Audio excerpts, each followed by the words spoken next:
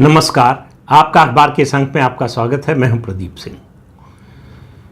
भारत 1000 साल तक गुलाम रहा और उस गुलामी के बाद भी हमने कोई सबक नहीं सीखा।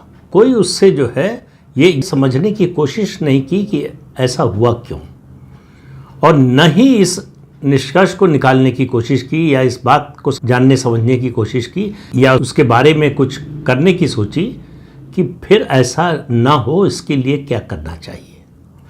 तो दो शब्द जिनका मैं बहुत इस्तेमाल करता हूँ वो इस वजह से ऐसा हो रहा है कि हमारे अंदर, और मैं हिंदुओं की बात कर रहा हूँ, इतिहास बोध नहीं है और शत्रुबोध तो बिल्कुल ही नहीं है।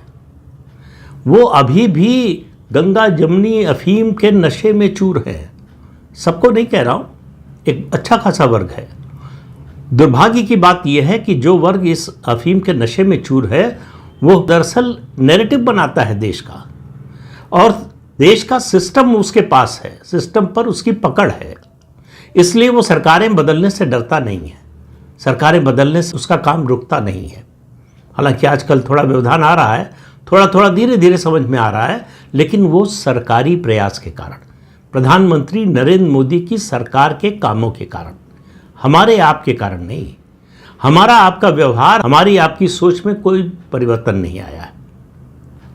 अगर जरा भी परिवर्तन आया होता तो इस देश में कोई भी ये शब्द बोलता गंगा जमुनी तहजीब, तो उसके खिलाफ करोड़ों आंखें जो है तरेर कर देखने वाली होती। लेकिन ऐसा नहीं है। कश्मीरियत की बात आज भी हो रही है। पहलगाम की इतनी बड़ी घटना, और 90 से शुरू कर दीजिए, जब लाखों हिंदू कश्मीर से निकाले गए, हत्या हुई, बलात्कार हुआ, घर जलाए गए, घरों पर कब्जा हुआ, तब से लेकर अब तक हम कश्मीरियत की जो भांग है उसको पीकर मस्त है। आज विधानसभा में उमर अब्दुल्ला ने जो बोला वो भी उसी ओर इशारा था।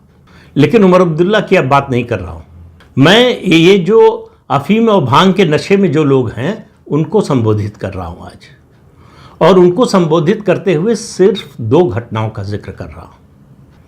पहली घटना अप्रैल 1990 की है।